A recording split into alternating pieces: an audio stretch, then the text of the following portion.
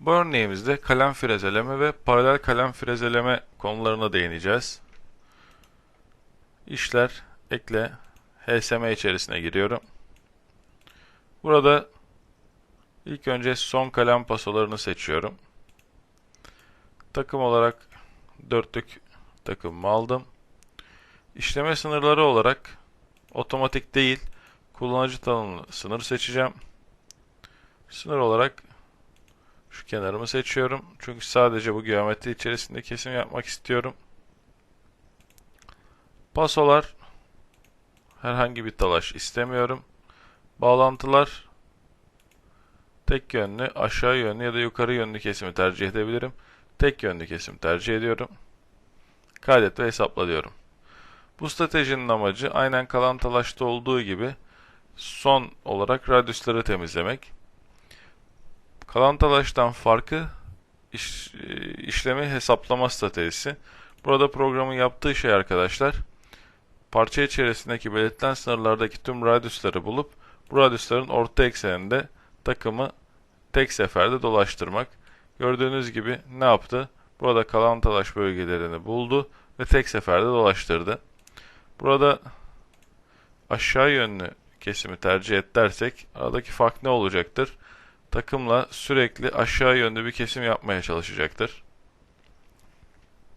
Hemen bunun sonucunu da görelim. Simülasyon. Gördüğünüz gibi parçadaki radyüsleri buldu ve temizledi. Kalan talaş bölgelerdeki talaşı tek seferde aldı. Bunun dışında bir de ne yapabiliriz arkadaşlar? Kaydet ve kopyala diyorum. Bu sefer neyi seçiyorum? Paralel kalem pasaları işlemeyi. Takımımız aynı takım. Sınırlar tamamıyla aynı sınırlar. Son kalem pasaları. Burada ek talaş miktarı veriyorum arkadaşlar. Bunun vermekteki amacım radyüslarda daha fazla kesim yapabilmek, daha net, daha temiz bir yüzey elde edebilmek. 5 mm offsetle diyorum. 0.2 0.2 işle diyorum.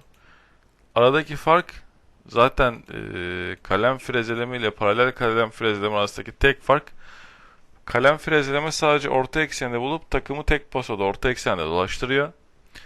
Paralel kalem pasolarında ise verdiğim mesela 5 mm değerinde aşağı ve yukarı yönde radyüsü temizleme şansım oluyor ki şimdi takım yolunu gördüğümüz zaman aradaki fark çok net bir şekilde ortaya çıkacak.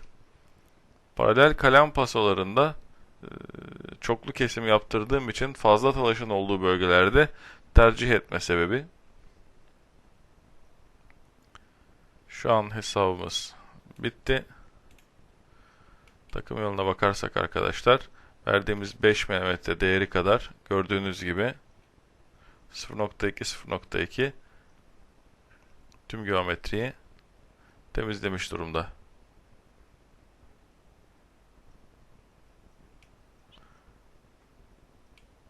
Buradaki ana ayırıcı unsurlar: bir, kalem frezelemeyi tüm radyüsler eşit olduğu takdirde kullanmamız daha mantıklı ve az talaş olduğu zaman kullanmamız daha mantıklı. Paralel kalem pasalarını ise radyüslerin eşit olup olmadığını göz önünde tutmaksızın ya da fazla talaş varsa kullanmak en mantıklısı. Ya da daha çok şu anki kullandığımız yöntem kalan talaş yöntemi. Onunla da yine aynı şekilde radyüsleri temizlememiz mümkün. Bu üç strateji, yani kalan talaş işleme, son kalem pasaları ve paralel kalem pasaları, tamamen finish operasyonlarına yardımcı olarak radyüsleri temizlemek için kullanılan stratejilerdir.